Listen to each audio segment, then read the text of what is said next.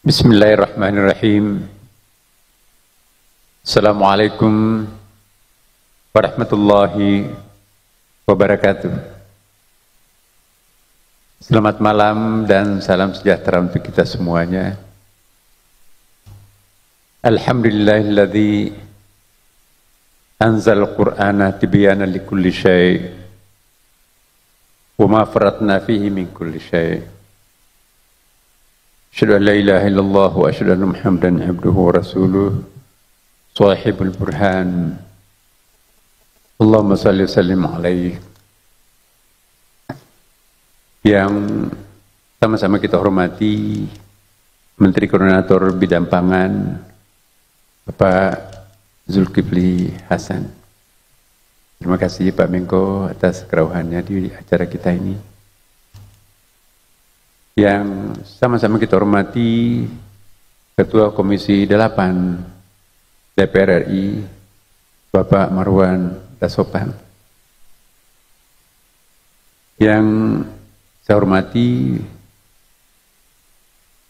Wakil Menteri Agama Republik Indonesia dan para Wakil Menteri Kabinet Merah Putih.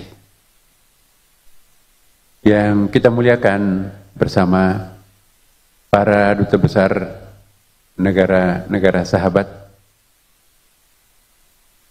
para pejabat eselon 1 Kementerian Agama Republik Indonesia, yang kita muliakan juga di sini hadir para tokoh agama dan perwakilan ormas-ormas Islam. Tentu yang kita muliakan bersama Profesor Dr. Kiai Haji Agil Husain Al-Munawar yang baru saja telah menyampaikan hikmah nuzulul Quran. Bapak Ibu sekalian, Al-Quran diturunkan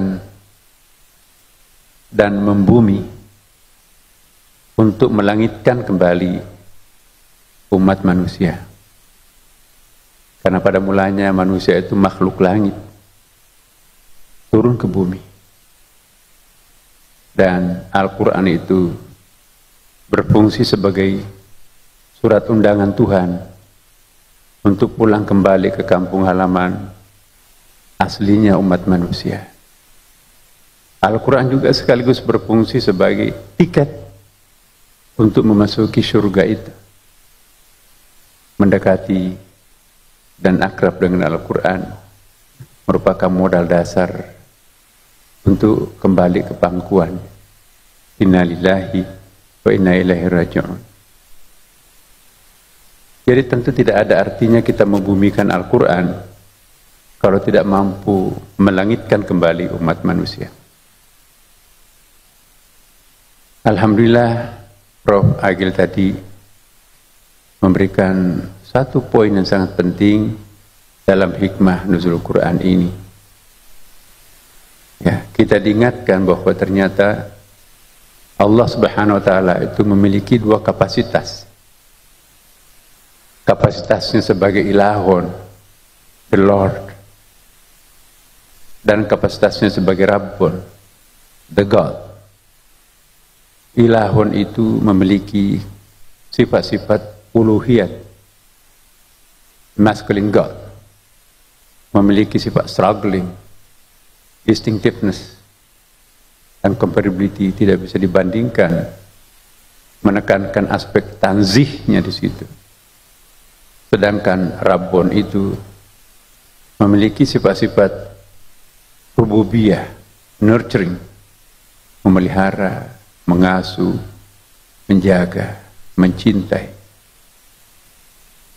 Dan Al-Quran memperkenalkan Allah Subhanahu wa taala ternyata lebih menonjol sebagai maha feminin daripada maha maskulin, the feminine of God. Allah juga memperkenalkan rahasianya ini sebagaimana diungkap di dalam Asmaul Husna. Nama-nama dan sifat-sifat Allah itu 99. Ternyata kalau kita teliti 80% nama-nama itu adalah nama-nama nurturing, feminin. Hanya 20% nama-nama struggling, maskulin. Ini mengisyaratkan kepada kita bahwa Allah Subhanahu wa Ta'ala lebih menonjol sebagai Tuhan yang Maha Pengasih, Maha Penyayang, Ar-Rahman, Ar-Rahim, bukannya sebagai Maha Pendendam dan Maha Angkuh, Al-Muttaqin wal Mutakabbir. Bukan hanya itu, pengulangan nama nurturing feminin Allah lebih sering berulang, mewarnai halaman demi halaman Al-Quran. Sedangkan nama-nama maskulinnya, nama-nama strugglingnya, penaklukannya, penguasaannya, itu jarang terulang dalam Al-Quran. Bandingkan dengan Al-Muntaqim, Maha Pendendam, Al-Mutakabbir, Maha Angkuh, Al-Jabbar, Maha Pemaksa. Itu hanya terulang 1 kali dalam Quran. Bandingkan dengan Rahim, 114 kali terulang. Ar-Rahman, 57 kali terulang dalam Quran. Dan tidak ada konsep basmalah lain kecuali Bismillahirrahmanirrahim. Ar-Rahman, Ar-Rahim itu biasa disebut sebagai Ummul Asma, induknya semua nama-nama, the beautiful name, the mothers of the beautiful names ialah Ar-Rahman Ar-Rahim. Bahkan ada hadis Nabi juga menjelaskan, kama qala Nabi SAW, kalau semua 6.666 ayat dalam Al-Quran itu dipadatkan, maka pemadatannya 7 ayat dalam surah Al-Fatihah. Kalau itu dipadatkan lagi, pemadatannya adalah ayat pertamanya Bismillahirrahmanirrahim. Intinya basmalah itu terletak pada 2 kata terakhirnya, Ar-Rahman Ar-Rahim. Kebetulan Ar-Rahman Ar-Rahim itu berasal dari akar kata yang sama, yaitu rahimah, artinya cinta. Jadi kalau 6.666 ayat itu dijadikan menjadi 1 kata, maka kosakata itu adalah cinta. Kalau ada yang memperkenalkan Al-Quran, kalau ada yang memperkenalkan Islam, tetapi menggunakan kebencian, maka sesungguhnya tidak memperkenalkan Al-Quran. Itulah rahasianya Bismillahirrahmanirrahim. Bapak Ibu sekalian, dengan demikian Allah Maha Nurturing, lebih menonjol daripada Maha Struggling, lebih menonjol sebagai the Father of God daripada the Mother of God. Nabinya juga, Nabi Muhammad SAW, luar biasa kelembutannya. Ya, karena khulquhu Al-Quran, akhlaknya Rasulullah, kata Sayyidatina Aisyah, Al-Quran. Jadi Allah Subhanahu wa Ta'ala menonjol sebagai nurturing feminin, nabinya juga nurturing feminin, kitab sucinya juga nurturing feminin. Tapi aneh bin ajaib, umat lebih banyak menampilkan struggling maskulin. Jadi mencontoh siapa? Padahal hadis Nabi mengatakan, takhallaqu bi akhlaqillah, contohilah akhlaknya Allah Subhanahu wa Ta'ala. Lebih menonjol sebagai Maha Pencinta dan Maha Pengasih, bukan sebagai Maha Pendendam, Maha Perusak, dan Maha Maskulin. Apa yang disampaikan oleh Profesor Agil tadi mengingatkan kita bahwa kita perlu meninjau ulang sistem teologi yang kita kembangkan selama ini.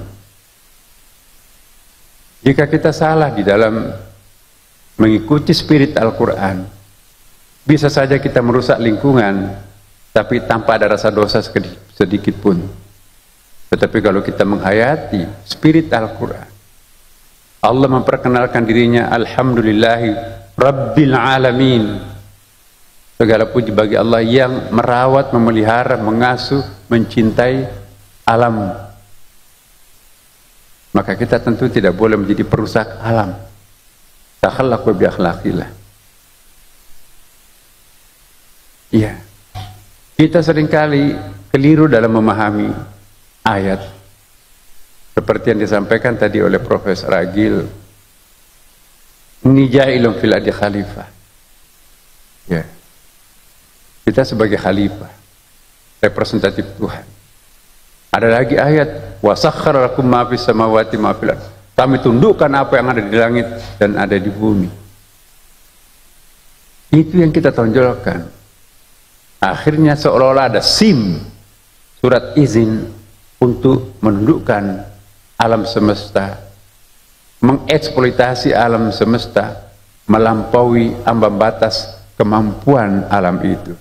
Maka terjadilah apa yang kita saksikan, banjir, longsor, climate change, dan sebagainya. Jadi kita perlu memperbaiki cara pandang kita terhadap kitab suci kita masing-masing. Kita sangat yakin bahwa semua kitab suci itu menganjurkan umatnya untuk mencontoh sifat-sifat Tuhannya yang lebih menonjol sebagai pengasih penyayang, bukan sebagai maha penyiksa dan maha penghukum. Dalam Islam sangat tegas. 114 kali Al-Quran memperkenalkan Bismillahirrahmanirrahim.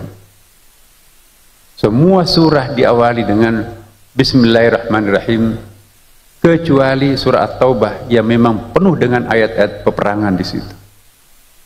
Tapi juga ada ayat surah An-Naml double basmalahnya, satu di batang tubuh, satu suratnya Nabi Sulaiman kepada Ratu Balqis, innahu min Sulaiman wa innahu bismillahirrahmanirrahim.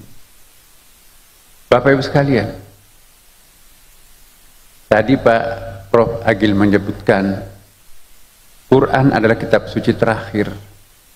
Meskipun kitab suci terakhir yang mampu memberikan kepuasan intelektual emosional terhadap masa turunnya Al-Quran, melayani masyarakat primitif pada saat itu, tapi juga ternyata Al-Quran mampu memberikan kepuasan intelektual dan emosional terhadap masyarakat artificial intelligence sekarang ini. Saya kira baru saja kita menemukan, membaca sebuah temuan yang luar biasa. Profesor William Brown, ya, dalam promosi majalahnya itu Plant Molecular Biology, bahwa ternyata dedaunan ini, Bapak Ibu sekalian, mengeluarkan getaran. Ternyata getaran itu oleh artificial intelligence itu direkam. Lama kelamaan ternyata itu juga bisa mengeluarkan suara. Yang paling ajaib, lukisan grafisnya itu adalah kalau kita dalam rekaman molekuler itu kan ada kayak garis-garis statistik, itu membentuk Allah, Allah, Allah, dan suaranya pun juga. Inikah artinya bahwa wa in min syai'in illa yusabbihu bihamdihi walakin la ta'lamuna tasbihahum? Tidak ada sesuatu pun melainkan semuanya bertasbih kepada Allah Subhanahu wa taala.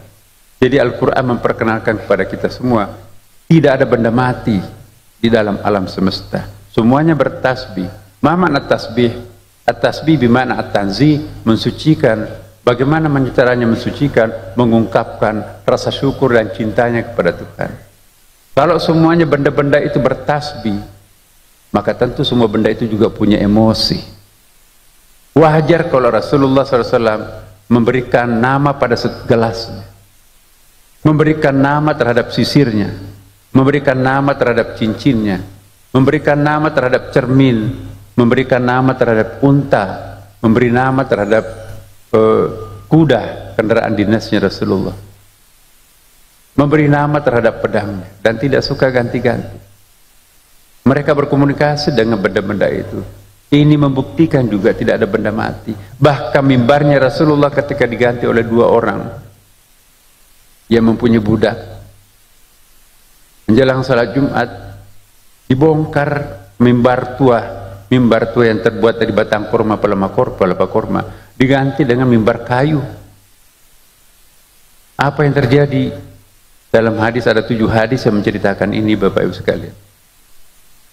Semua orang kaget, ada suara isak tangis. Nabi berdiri, kenapa? Kenapa? Apa yang mengagetkan kalian? Iya Rasulullah, ada suara isak tangis di situ.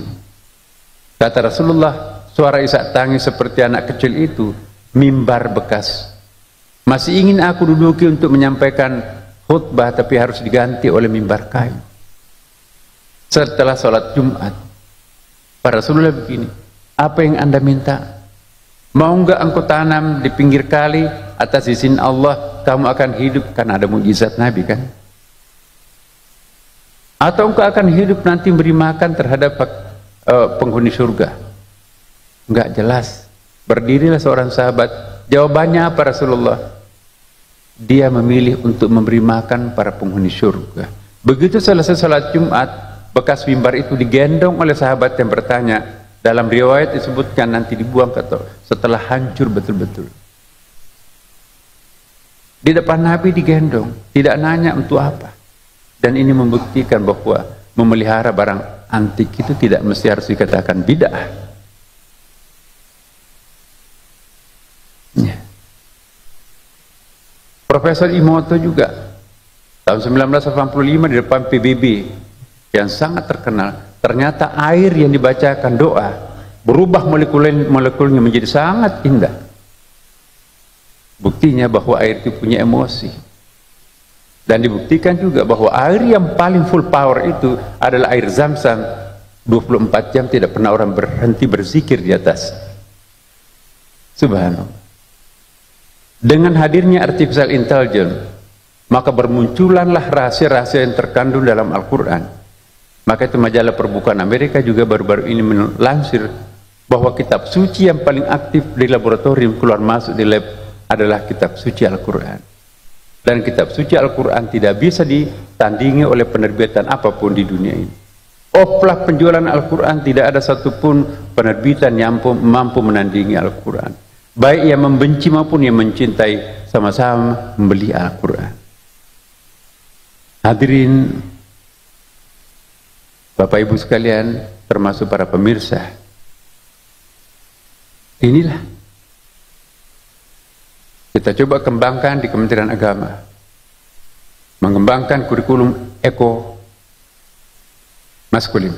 Eko artinya kurikulum yang berbasis lingkungan alam semesta. Segitiga antara Allah Subhanahu wa taala, alam semesta dan manusia itu harus dipertautkan satu sama lain. Terlalu cepat kiamat itu datang kalau kita hanya menjadikan alam ini hanya sebagai objek. Tapi kita harus menganggap sebagai objek sekaligus subjek, sama halnya dengan kita semuanya. Alam semesta adalah saudara kembaran kita sebagai makhluk Allah Subhanahu wa taala. Maka kita harus menjalin komunikasi. Persahabatan kita dengan alam semesta jangan juga ditafsirkan sebagai perilaku musyrik. Kita tidak menyembah alam, tetapi kita bersama-sama alam semesta menyembah Allah Subhanahu wa taala, karena tidak ada benda mati. Inilah eko yang kita sebutkan dengan ekoteologi. Kalau teologi kita terlalu maskulin, maka masyarakat itu akan over maskulin. Tidak ada kasih sayang lagi terhadap alam semesta, maka yang merasakan dampaknya adalah kita semuanya. Para Bapak Ibu sekalian, semoga hikmah nuzul Quran memberikan kesadaran global, kesadaran kolektif, new consciousness untuk kita semua. Mari kita memelihara cinta kasih antara sesama seperti yang dimesetkan Al-Quran, rahmatan lil alamin. Allahumma qil aqwami tariq Wassalamualaikum warahmatullahi wabarakatuh.